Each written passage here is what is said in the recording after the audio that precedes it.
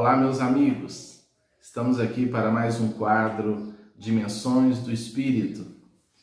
É uma alegria poder estar com vocês e também assistir os demais quadros do nosso canal, os demais colunistas, Cíntia Mendes com o quadro Educação do Espírito, Milane Moreira, Filosofia do Espírito, Anderson Fernandes, Ponto de Luz e João Rocha, Psicologia do Espírito Imortal. Espero que vocês estejam gostando e acompanhando aí no nosso canal os quadros desses queridos amigos que fazem parte desse projeto que é o canal Rossano Sobrinho. Quero agradecer também aos nossos colunistas, os nossos patrocinadores, melhor dizendo, que nos ajudam na qualificação e na manutenção aqui das nossas atividades.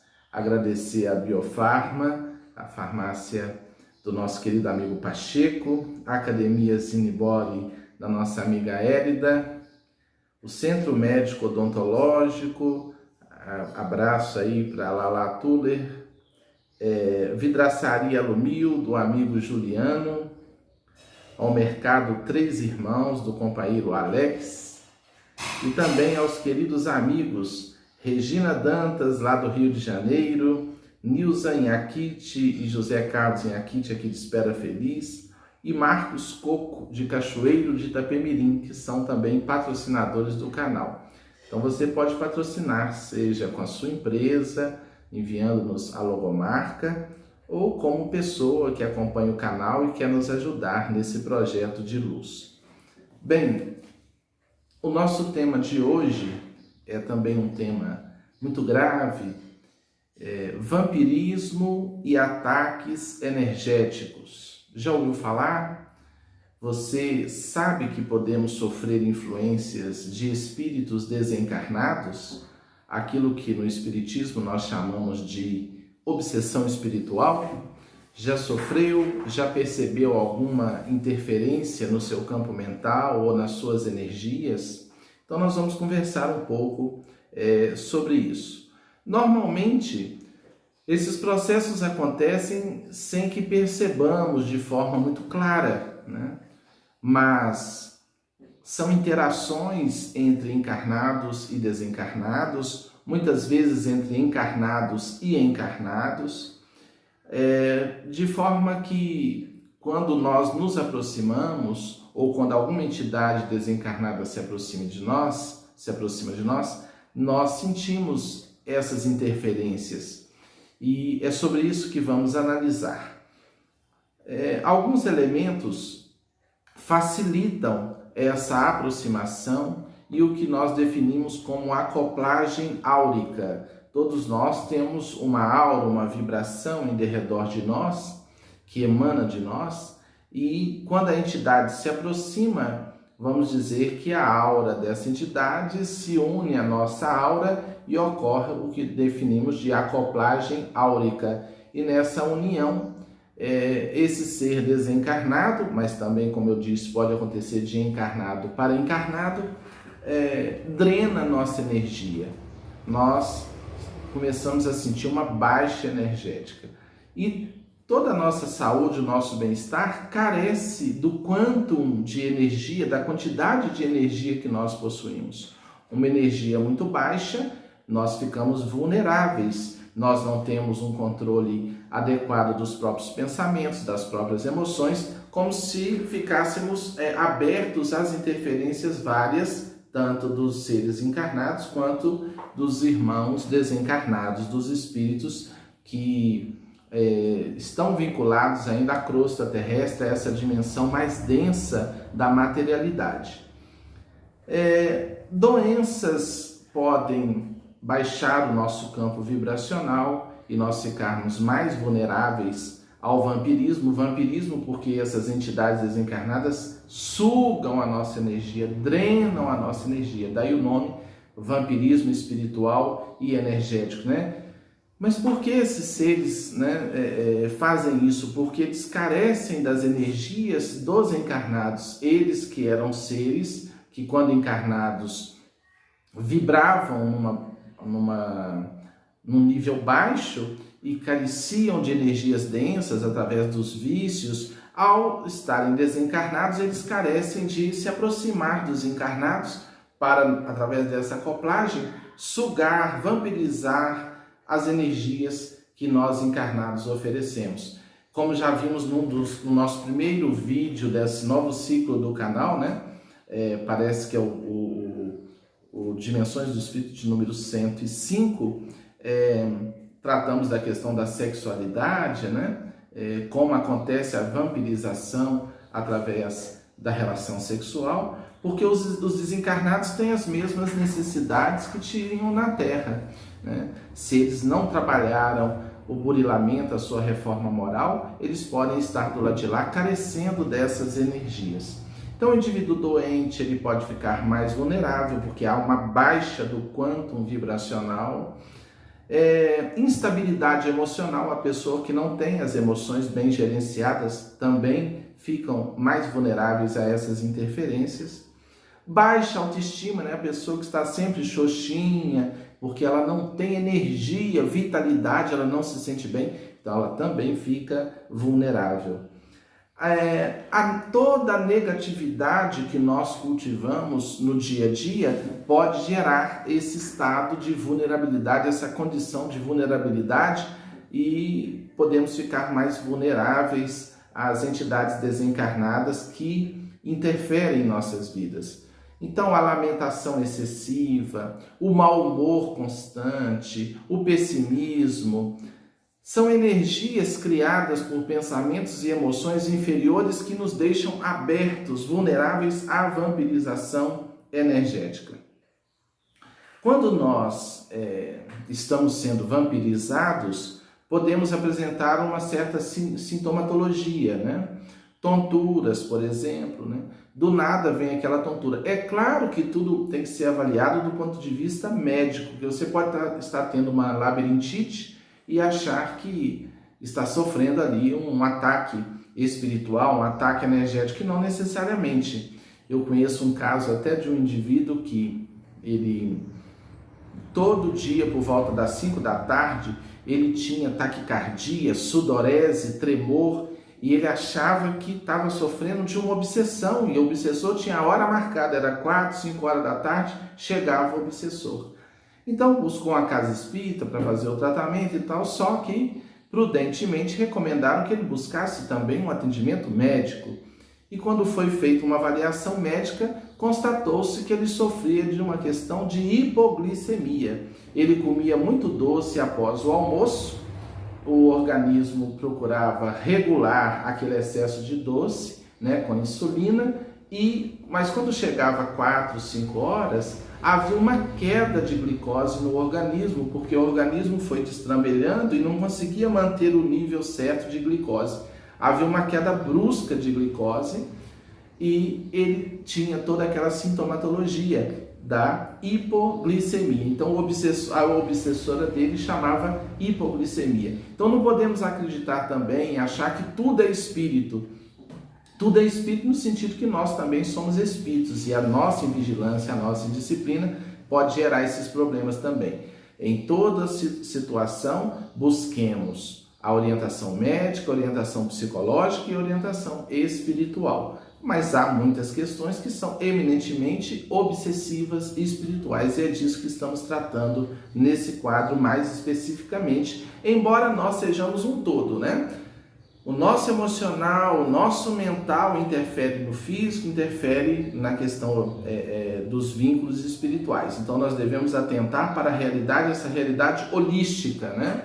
Nisso o Espiritismo traz uma grande contribuição às ciências psicológicas e à medicina, para que o ser seja observado integralmente. Essa é a visão do canal Rossano Sobrinho, uma cultura do espírito, o ser sendo observado como um todo, não apenas um corpo, né? Não apenas o seu aspecto emocional e não só a sua dimensão espiritual, mas o ser integral. Então o indivíduo pode sentir tonturas, o indivíduo pode ter uma irritabilidade sem motivo, do nada a pessoa fica muito tensa, pode estar sob um ataque obsessivo, sob um ataque, uma vampirização. Um medo intenso que surge do nada, olha que coisa curiosa, mais uma sintomatologia muito próxima da síndrome do pânico, então carece de uma avaliação, o indivíduo tem que ser observado como um todo. Bem, para cortarmos essa conexão com entidades tenebrosas, com entidades infelizes que tentam nos desarticular, precisamos o quê? Sobretudo buscar o alinhamento psíquico através de uma conduta reta, de um pensamento reto, de um coração limpo. Tudo que a proposta do Evangelho nos traz, a prática do bem, a prática do perdão, a vivência do amor, uma vivência pacífica e pacificadora, todas as diretrizes que Jesus nos trouxe no Evangelho, que a doutrina espírita restaura e apresenta com tanta clareza, de forma tão objetiva. Então, um pensamento reto, naturalmente, se colaborar para a elevação da nossa autoestima, nos veremos como filhos de Deus, aprendizes, do universo, crescendo, e vamos desenvolver essas técnicas de vigilância, como também orientou Jesus: orai e vigiai. Orai no sentido de mantermos uma conexão com as forças superiores, porque sem essa conexão, esse link com os seres superiores, com Deus, com Jesus, com os espíritos amigos, dificilmente na Terra caminharemos sem os ataques espirituais negativos. Então a oração nos vincula às faixas superiores da vida. E vigiar não é vigiar a vida do outro, Porque eu vou vigiar os outros, não. Vigiar a nós mesmos. Vigiar é observar os nossos pensamentos, as nossas emoções, as nossas reações, a nossa conduta. Estarmos sempre estudando a nossa própria condição moral e comportamental. Precisamos, dentro desse propósito de vitória sobre o vampirismo, sobre as obsessões simples ou complexas, nós precisamos da nossa renovação moral. Para isso, vencer os nossos vícios, porque através dos vícios, entidades negativas, inferiores e viciadas se vinculam a nós e drenam a nossa energia, dominam-nos emocionalmente e mentalmente. Mudar a faixa, sair da maledicência, da maldade em todas as suas manifestações, é um esforço que nós chamamos de reforma íntima. Sem isso não haverá saúde integral, saúde espiritual, emocional. O homem precisa se higienizar moralmente, buscar uma vivência do bem e da paz. Buscar um nível também de quietude, porque a excessiva agitação mental e emocional diminui nosso quanto energético. Uma mente que não desacelera consome muita energia e nós ficamos vulneráveis, porque energeticamente entramos em faixas perturbadoras. Termos a cautela de não nos envolvermos energeticamente com o mal, com provocações, com ataques, com indiretas, porque o mal tenta nos laçar de mil formas, tanto encarnados quanto desencarnados, nos atacando, nos ferindo, nos incomodando. Devemos pairar acima disso, cultivando a proposta do bem, o foco na nossa tarefa, nos nossos compromissos familiares, profissionais e espirituais, para não perdermos o foco. Porque quando perdemos o foco para olhar certas coisas, deixamos de realizar o trabalho que devemos realizar, porque nós ficamos muito fragmentados mentalmente e não temos energia para realizar aquilo que nós viemos realizar, aquilo que foi projetado antes da presente reencarnação. Então atentemos para emoções como a inveja, como o medo, a raiva, as nossas reações às provocações, às circunstâncias, aos inimigos encarnados ou desencarnados. Não entremos nas faixas negativas. Como disse Jesus, quem estiver sobre os telhados, não desça. Mantenhamos nossas vibrações superiores, dando conta da nossa administração, como orienta o Evangelho, fazendo o que nos compete. Bem, vampirismo durante o sono pode acontecer, A pessoa acorda de madrugada, coração acelerado, em meio a um pesadelo, pode estar sofrendo de um ataque obsessivo, espiritual, de uma vampirização, de um ataque energético?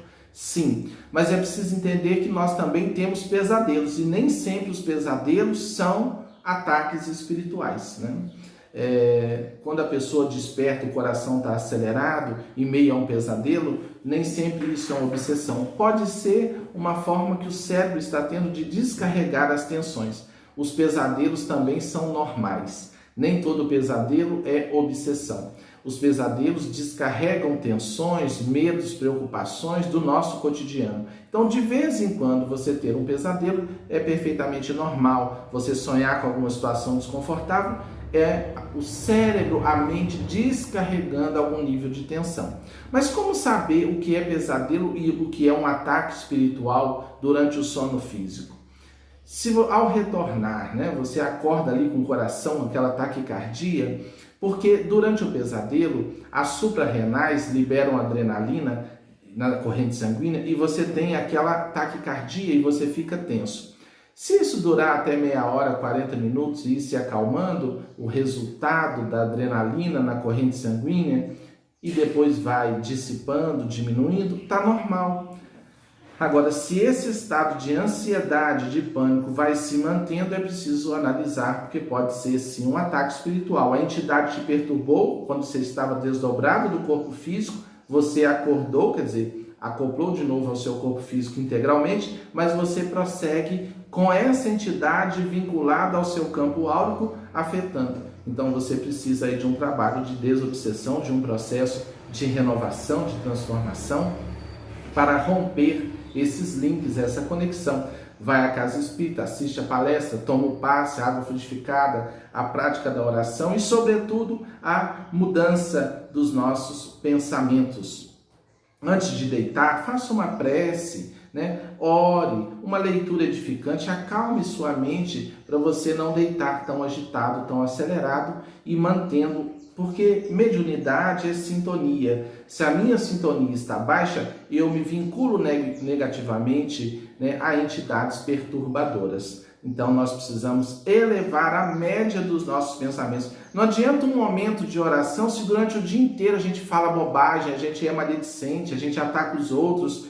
A média, o que importa é a média do nosso pensamento, a média da nossa vibração.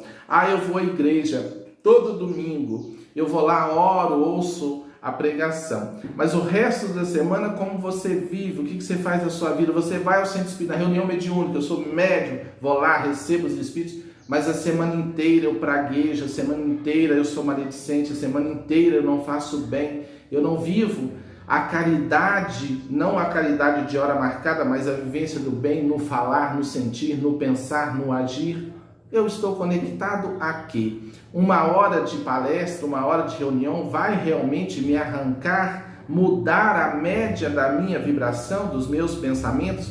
A carga energética da minha aura vai ser transmutada positivamente por conta de um momento de oração ou da frequência à igreja naquele dia? Ou é o conjunto de tudo que eu vivo o tempo todo que vai dar a média da minha vibração? É evidente que é o conjunto dos meus pensamentos, das minhas emoções, das minhas atitudes.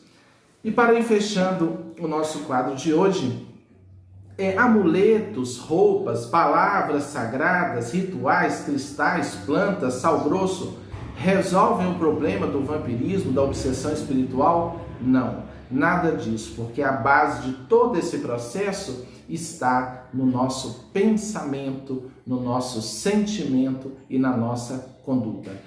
Você usa esse amuleto, você toma um banho aí de sal grosso, você usa essa planta, nada disso interfere na sua condição profunda, mental e espiritual. A reforma é espiritual, né?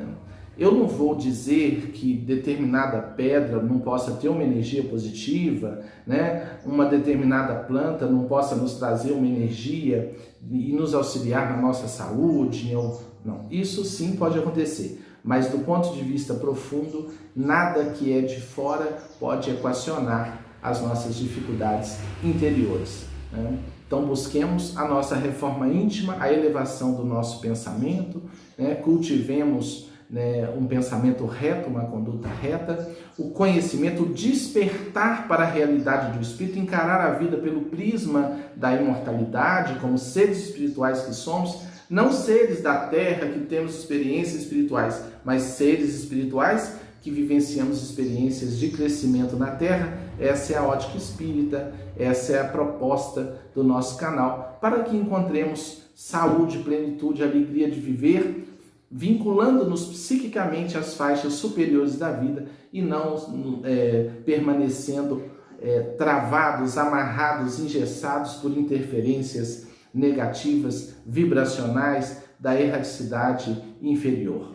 Meditemos nisso, estudemos, deixe aí o seu comentário, assistam os demais quadros do canal que vão trazer colaborações importantes, né, para a nossa elevação. Mais uma vez, agradecer os amigos, patrocinadores, a Biofarma, a Academia Zinibori, o Centro Médico Odontológico, a Vidraçaria Lomil, Mercado Três Irmãos e os amigos Regina Dantas, Nilza e José Carlos Inhaquite e meu querido irmão Marcos Coco.